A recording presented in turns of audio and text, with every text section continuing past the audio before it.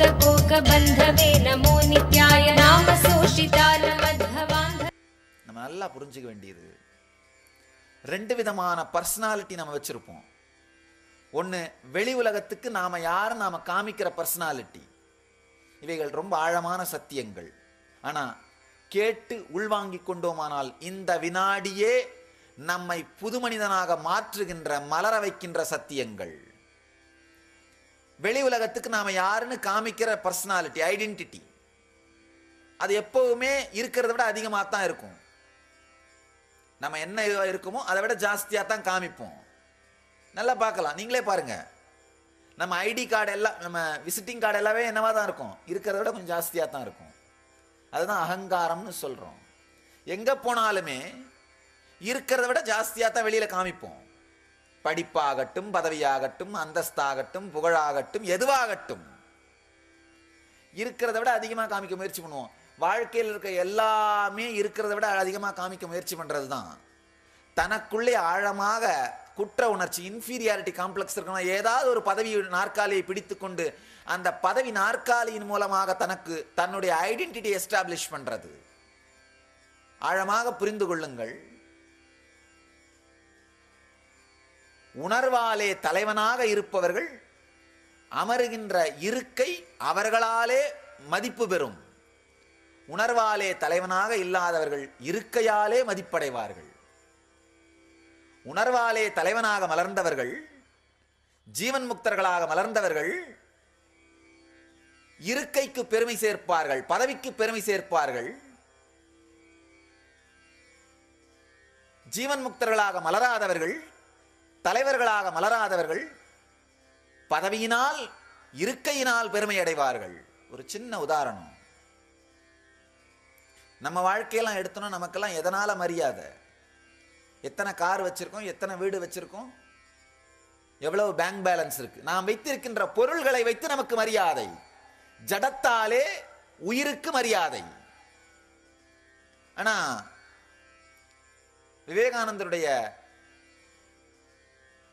அவர் வாழ்ந்த அறையை போய் பார்த்தீங்கன்னா, இல்லை ரமண மகர்ஷியுடைய அவர் வாழ்ந்த அறையை போய் பார்த்தீங்கன்னா, அங்க இருக்கிற ஒரு கொட்டாங்கச்சியும் சாதாரண கட்டை செருப்பும் இல்லை ஒரு சாதாரண பழைய திருவோடும் மக்களாலே வழிபடப்படுகின்றது. காரணம் என்னன்னா, ஜீவனாலே பொருளுக்கு மரியாதை. ஜீவன் முக்தர்கள் உபயோகப்படுத்தியதனாலே வெறும் கொட்டாங்கச்சி மக்களாலே வணங்கப்படுகின்றது.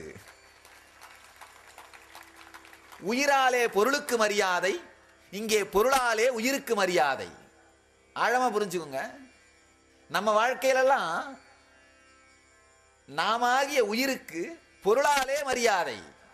எத்தனை கார், எத்தனை வீடு, எத்தனை சொத்து, பொருளாலே உயிருக்கு மரியாதை. ஆனா ஒருவன் ஜீவன் முக்தனாக மலர்ந்து விட்டால், ஞானியாக மலர்ந்து விட்டால், அவர் தொடுகின்ற பொருளெல்லாம் அவராலே மரியாதை அடைகின்றது. உயிராலே பொருளுக்கு மரியாதை.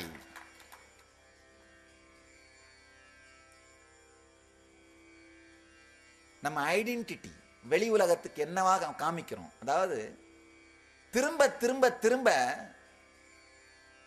இந்த அகங்காரம் பார்த்தீங்கன்னா பொருளாலே தனக்கு மரியாதை என்பதைத்தான் நிரூபிக்கின்றது. எங்கேயாவது போய் உங்களுடைய பொருளை, உங்களுடைய மற்ற விஷயங்களை சொல்லி அதனால் நீங்கள் மதிக்கப்படுகிறீர்கள் என்றால் உண்மையில் புரிந்து கொள்ளுங்கள், அவமதிக்கப்படுகிறீர்கள். எங்க போனாலும் உண்மையில சொல்றேன், என்னுடைய மனம் திறந்து ஒரு விஷயத்தை சொல்றேன். மக்கள் என்னை பற்றி தெரியாத ஒரு புது ஊருக்கு போகும்பொழுது அவங்க கையெடுத்து கும்பிட்டா கூட நான் மிகப்பெரிய மரியாதையை அவர்களுடைய கண்களில் பார்க்கின்றேன்.